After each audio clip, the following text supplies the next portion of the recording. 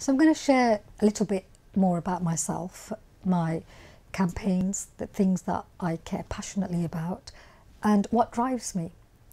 I'm into politics not because I like politics, but because I dislike the politics. I dislike the way the rich can exploit the poor. I dislike the way people with power abuse power. And that can go from a family situation where we see domestic violence, right down to a community level, a national level, or indeed international. Because for me, the line is about justice. There's always somebody who's oppressed or somebody who's the oppressor. And I side with the oppressed, regardless of their gender, race, or faith. That's why I've campaigned, for example, against people being forced to wear the hijab in countries like Saudi Arabia and Iran. Because having freedom of choice is a precious right, and we mustn't take that away from anybody. And I'm proud that in England we do have religious freedoms. We do have that precious space where people can follow the lifestyles that they choose as long as they don't harm anybody else. And I fiercely defend that public space. And when it comes to other issues which affect us, because politics does affect us, when we have the cuts, it affects our children. We are seeing 30,000 children in Bradford alone living under the poverty line, not being able to afford to have enough to eat. And 70% of families who claim benefits in Bradford are actually in work. It's not that they're not working and that's the reason why they're living in poverty. It's simply, despite the fact they work, the wages are not enough. And we're seeing a shameful rise in food banks. I care passionately about that.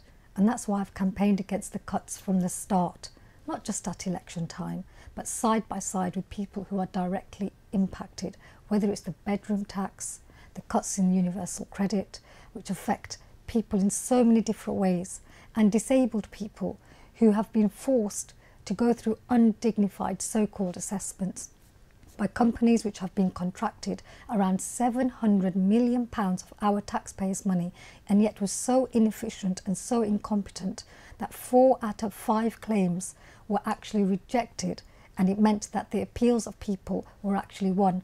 That's how inefficient, merciless this Tory government has been, picking on the weakest and most vulnerable, making them pay for the price of an economic crash that was not caused by them, was not caused by spending on public services, but by a bankrupt economic system. It was the banks and the financiers who brought this country to its knees, and it was us having to bail them out to the tune of hundreds of billions of pounds.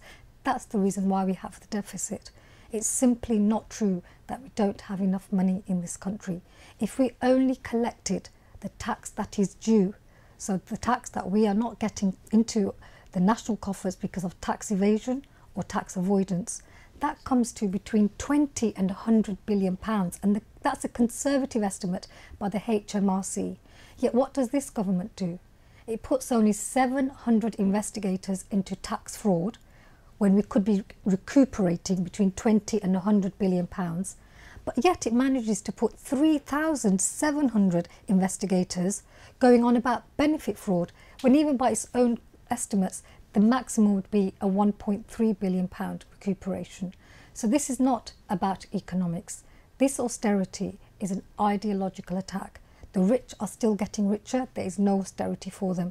But with the cuts, it's ordinary families in places like Bradford West which are taking the hit. And I think that's fundamentally unfair.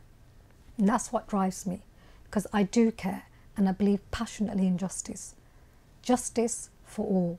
You cannot have justice if you don't have equality, and we don't have a level playing field in so many ways. I'm so proud to be living in Britain and bringing my children up here. There's so many fantastic things that I love about this country. But even then, we do see a fundamentally flawed economic system which puts the interests of a few above the needs and aspirations of the many. And what you can certainly do is rely on me to be a consistent voice, because I've campaigned around these issues for almost 2 decades. And when it comes to the international field, I came forward after 9/11 because I didn't want to see my taxes paying for bombs to be dropped on people thousands of miles away who had nothing to do with the original 9/11 attack, and which I feared would end up in a spiral of violence. And sadly, the Stop the War movement has been proved right.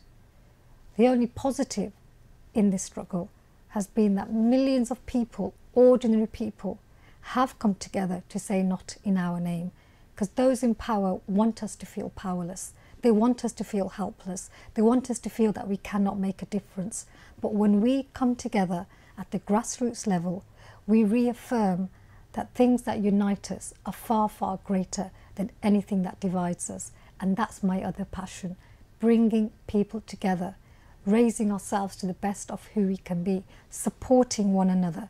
And that is again found in abundance in Bradford. There is a fantastic community spirit here.